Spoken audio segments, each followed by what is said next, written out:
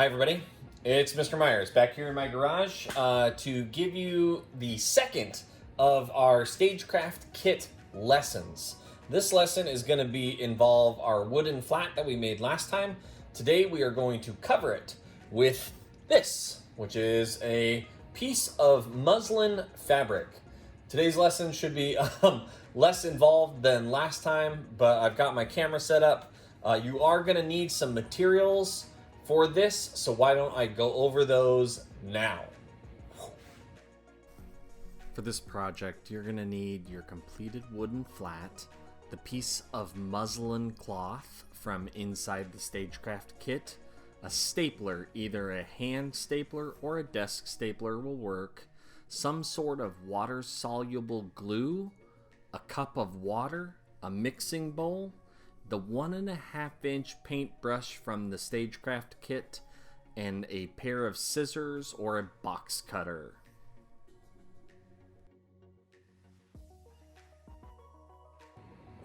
Welcome back.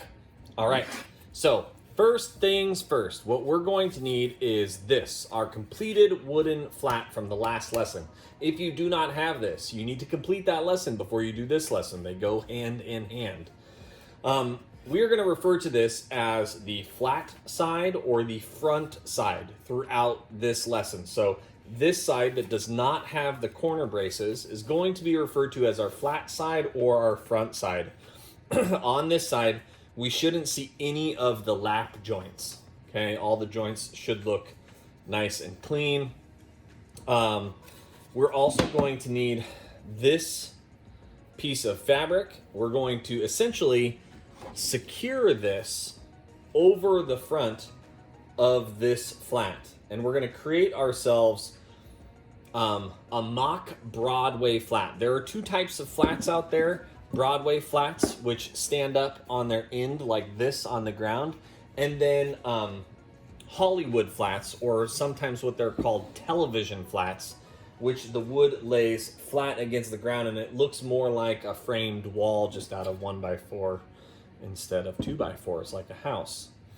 To do this, we're going to be switching back and forth between cameras. So the first step to doing this, you're also going to need a staple gun if you've got one. If you don't have one, a stapler, like a regular home stapler, will also work for this, as long as you can get it remotely flat, right, to staple up against something. Because the first step to securing the muslin, the fabric, over the flat is with staples. The knife and the scissors will come in a second. So first thing we do is we kind of eyeball center this piece of fabric around our flat. We're going to pick a side to start from. It doesn't really matter where we start, but we just want to make sure that the fabric itself comes up over the edge all the way around. If it doesn't come up over the edge, we won't be able to get a good stretch on it. So we want to make sure that it's centered enough that it does that, and that it's not super off center so that one side isn't like this and the other side can't come up at all, right? So we want to make sure that it is nice and centered on the fabric. It doesn't have to be perfect by any means. We're gonna take and blend out some of those imperfections anyway. So first thing we do is we pick a side to start from. We're gonna fold up the fabric and pull it nice and tight. And you wanna start in the center for this. And I'm gonna use my staple gun, like I said, but a regular stapler will work. Once I've got the fabric nice and tight on the back side, I'm gonna staple it down. And then I'm gonna go out to my edge, whichever one, right or left. I'm gonna kind of pull the fabric out towards the side and around the flat so that it's nice and tight. I'm gonna hold this with my hands in place, use the staple gun. Whew, gonna have to mute those sounds, aren't I? Do the other side the same way. I'm gonna pull it out to the side because the fabric does stretch a little bit and I want that. okay? Once I get it out to the side, I can kind of pinch the fabric with my outside hand and pull, and then use my outside hand as a prop to keep it flat and tight. Use my staple gun, third staple. Whew, that one's a little bit close to the edge. There we go. It's all right if you got 2 staples. Once I've got this side done, I'm gonna rotate the whole flat and I'm gonna pull, okay? You want the fabric to be tight underneath. So we're gonna start in the middle, just like we did on the other side, and I'm pulling this fabric. You can see it flex here in the middle, watch. Right, loose, I can kind of grab in here. You wanna like take your knuckles and you can actually pull this fabric tight. It doesn't have to be so tight. You wanna be careful that you don't rip the staples out of the other end, that you're pulling that strong. It doesn't have to be like that. We're gonna, one more step of this. So then I kind of adjust all my little wrinkles out around the sides, make sure I haven't pulled it crooked. Once I've got that, I'm gonna line my stapler up, staple gun up in the middle. My hand stapler, I should stop calling it a staple gun. My hand stapler up in the middle. One staple, that one's kind of close to the edge. I'm gonna go with a second. There we go. Then I repeat the same thing. I'm gonna go to the outside here. I'm gonna stretch to the outside by pulling, and I'm gonna pull it back to myself. So I'm actually, this time I'm kind of pulling out into a corner, and then I'm gonna pull up over the top, stretch that fabric, staple in the corner. Same thing on the other side. Pulling kind of diagonally like this, out with the fabric, up and over, into the corner. That one didn't go in. Woohoo! Somebody once asked me, can you have too many staples in your flat, Mr. Myers? And yes, the answer is yes. On the sides, when I do the sides, I am going to fold this out. I don't want to overlap yet, but I'm gonna repeat the same technique. I'm gonna pick a side to start with, I'm gonna pull to myself, and I'm gonna pull it up and over. Now this time we don't have to stretch it a ton. Okay, start in the middle, give yourself a staple. Work to the outside. I'm gonna zoom in a little bit here. Work to the outside, and I'm gonna leave this bit out. Pulling this way to myself and then up and over the edge. The reason I leave this bit out is the fold in a second is gonna be a lot easier if I have this out. I'm just gonna cut a strip down here down the side.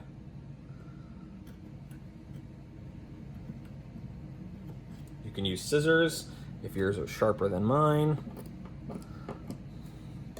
It just makes things easier. You can also do a little bit of a tear down here. You just want to be careful that you don't go under the outside. And then you're going to fold this piece over the edge, right? Fold this piece over the edge, and then you're going to staple them down in the corner. It's all right if there's a little bit of a fabric fold there. See how it's nice? That's the important part. Flip it around to the other side.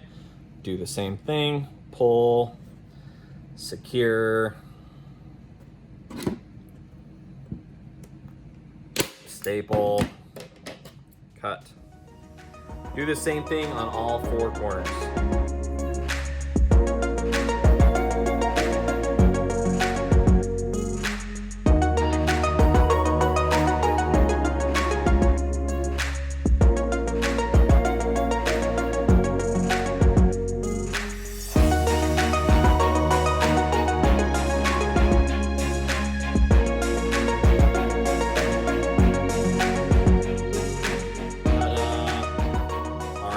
Now you should have all 4 corners down. This should be tight, but not like so tight that you, right?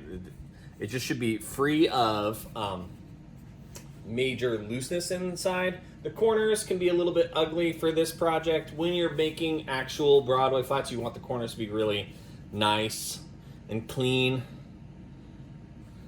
My corners are not. You could always trim this excess muslin off. This excess muslin that you see here on the corners, you could always trim that off with scissors if you just want it to be cleaned off.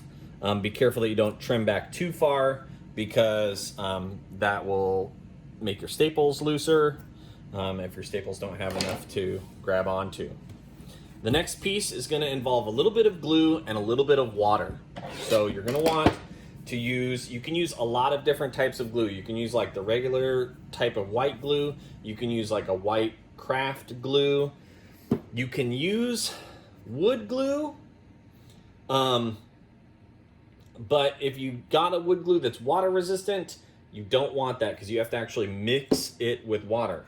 Something else that you can use for this on this small flat, you obviously can't use this when you're doing this on a big stage, is you can use a Mod Podge for this part of the project. If you've got like a matte Mod Podge around, if your parent is a crafter, or your adult is a crafter, you can use some Mod Podge. You've got a sibling who does scrapbooking or that kind of stuff, you can use Mod Podge. It's great.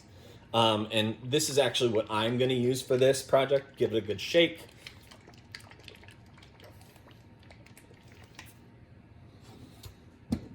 What we're going to create is we're going to create a mixture of glue and water, which is about 50% water and 50% glue. I'm also going to use one of these chip brushes from our Stagecraft kit.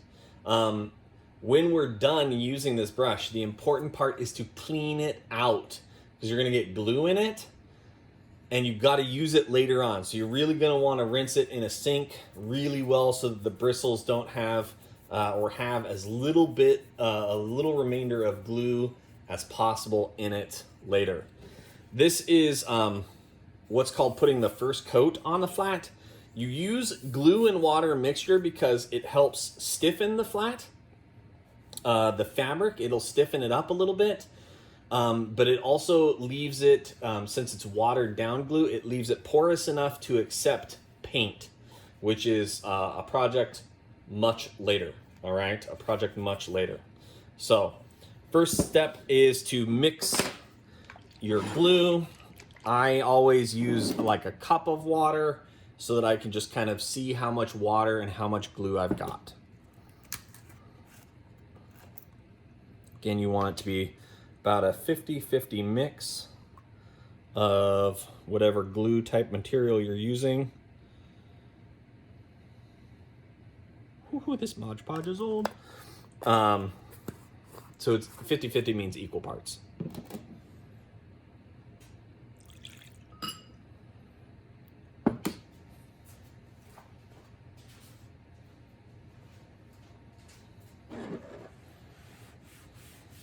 I spilled.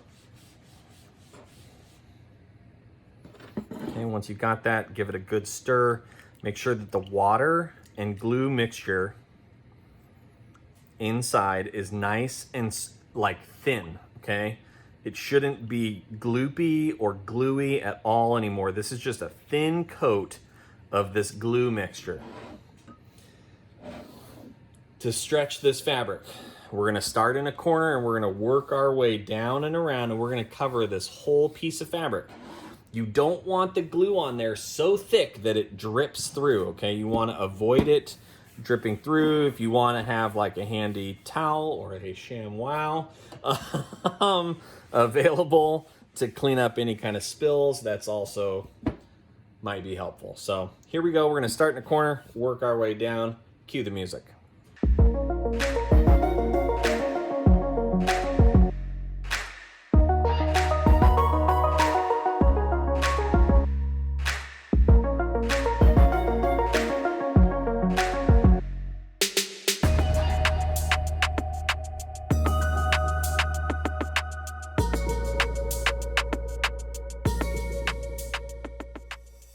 Now that I've got this done, I've got all 4 sides glued.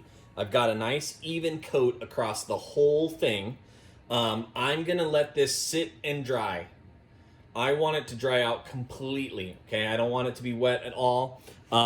Once yours has dried out, you're gonna wanna come back to it, flip it over, do a little bit of glue along this inside part. The reason we don't do this when one side is wet is because I don't wanna have to set it over and let it sit flat, and I also don't want the glue side to be down on anything. Okay, so we're gonna let this top part rest and dry, and then I'm gonna come back to it and I'm gonna glue down all of these edges with the same like 50-50 mixture of glue and water. Once you have your flat covered, I want you to take a picture of it like this, holding it up next to you so that I can see that it's glued and it's nice and tight. And that will be your submission for this project of covering a flat. We're gonna come back to this bad boy. Be careful when you store it that you don't accidentally rest something against this muslin, because it will shape like into your muslin. So you're gonna wanna store this somewhere where it's not gonna get punctured or messed with. That's kind of one of the downsides of a fabric piece of muslin, is it can rip, right? Fabric rips versus wood covering, which you would do on a Hollywood flat. So there you go, your flat is covered. Great job, everyone. We'll see you in the next video. Oh, rinse your brush. Rinse your brush. Rinse it. Rinse your brush. Let this go.